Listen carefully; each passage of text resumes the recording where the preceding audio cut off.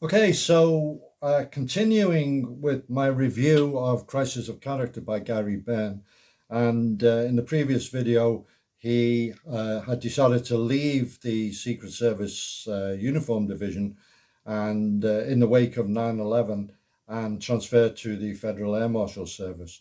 And at the time, though, there was a tremendous surge of recruitment where the FAM went from a nominal 36 um, marshals, with actually 33 on the ground, to thousands. And obviously, this is a tremendous procedure. So the recruiting information was circulated amongst all the federal agencies, and the Secret Service kind of were of the opinion that anybody who jumped ship was rather like a rat jumping ship. And until some of them read the actual what was on offer, and even people who were critical of moving to the new agency uh, actually went along. And one of the motivating factors for Gary Byrne was to get away from the Secret Service management. And unfortunately, that didn't prove to be the case. And as he says in the book, for close quarter pistol marksmanship on an airplane, the best were the original air marshals who eventually turned in. Uh, Original sky marshals who eventually turned into the air marshals. They were respected by all agencies and military branches, but whenever an agency expands dramatically, a danger exists that standards may plunge. As it expanded, FAM's, Federal Air Marshal Service, contracted with a private firearms contractor and also recruited a cadre of retired mid to high level United States Secret Service agents to modernize FAMs. It reminded me of when the Clintons wanted to make us more user friendly. I have always had to ask myself, modernize and be user friendly for whom? Before 9/11, the Tactical Pistol Course, TPC, was the standard annual certification for in flight air marshals. But when former US Secret Service agents arrived, it translated into dumbing down and diluting established air marshal standards. The Tactical Pistol Course became the Practical Pistol Course, PPC, which remains a joke, but which is now the standard course for all federal law enforcement agencies. It's not a sufficient standard to form 9/11 style four-man hijacking teams at 30,000 feet with no backup in a 530-mile-an-hour flying aluminium tube. In fact, it's the same course that was used to qualify DC's federal building police 40 years ago. We needed to heighten standards after 9/11, not lower them. So he goes on to say that the reason this happened was former Secret Service agents couldn't pass the TPC, so that they lowered the standard. Anyway,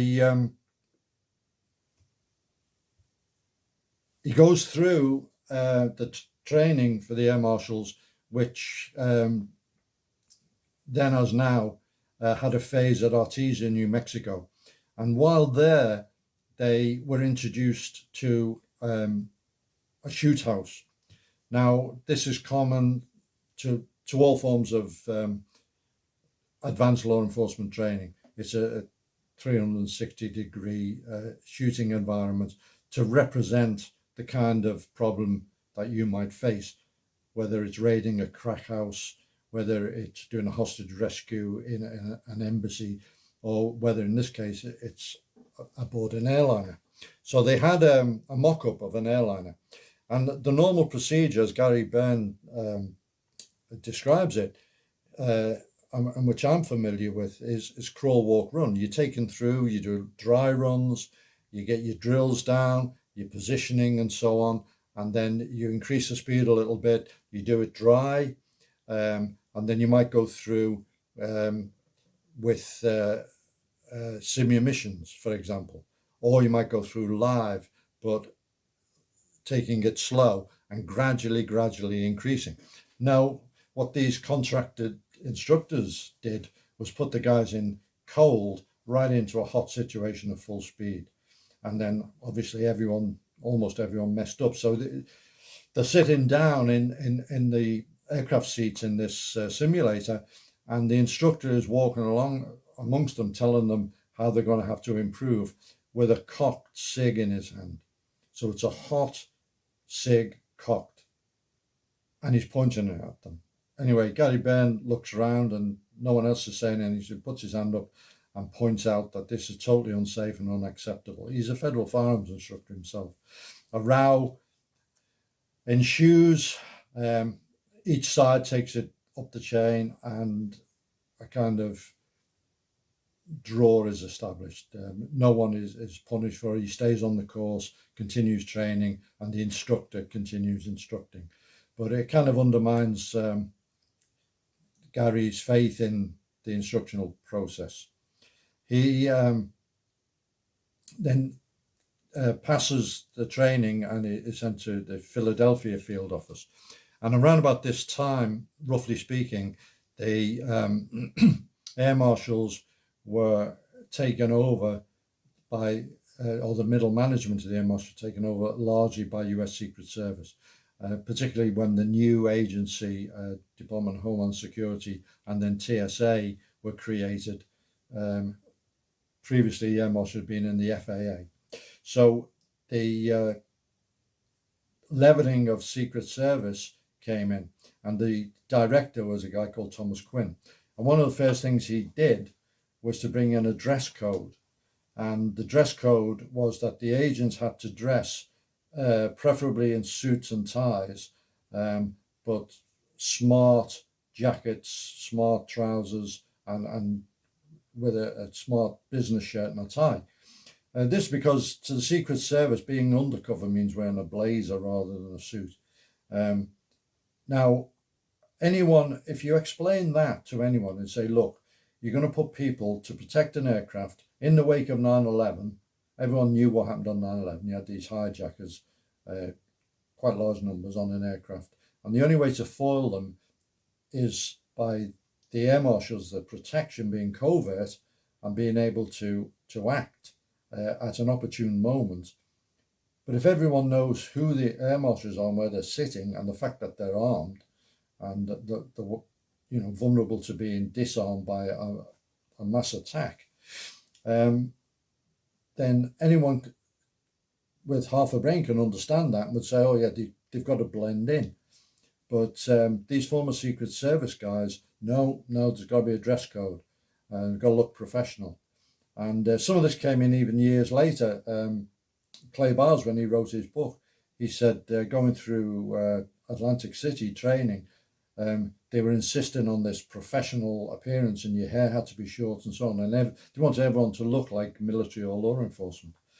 So it took well over a year, I think 2 years, for the air marshals to object and to write to Congress and all sorts of things, and leak to the press in some cases before the rule was changed reluctantly. And but from then on, the Secret Service controlled the air marshal program, and it was something of a disaster that they've never really recovered from.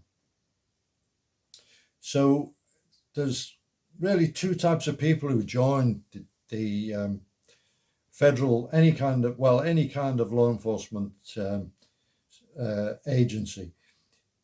Those who see themselves as protecting the public and want to do the best and most professional job they can, and those who just see it as a lucrative income and want to do the job with as much as least fuss and as possible, and do as little and go home and take all the benefits.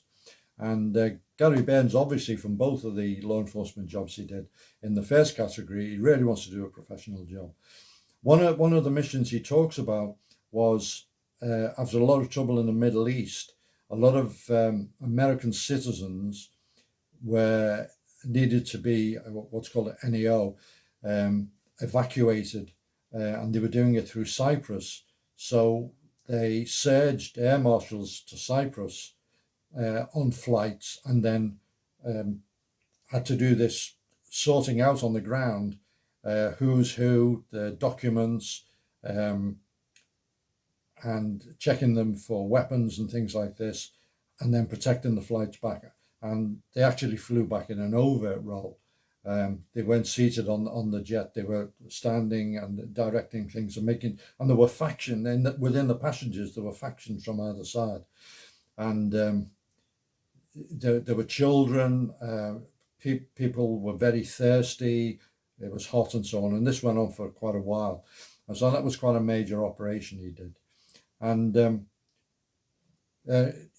usually the job of the air marshals is not glamorous in the least, any more than any flight on an aircraft is.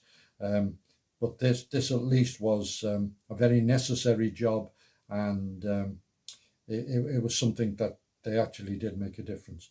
So, excuse me, from the two aspects to his career, he's covered it very, very well, given us a big insight. He's written a lot of other stuff in other places. He wrote another book just about the Secret Service and some of the scandals. That's worth reading as well. But I do recommend this book, Crisis of Character. It's well worth a read.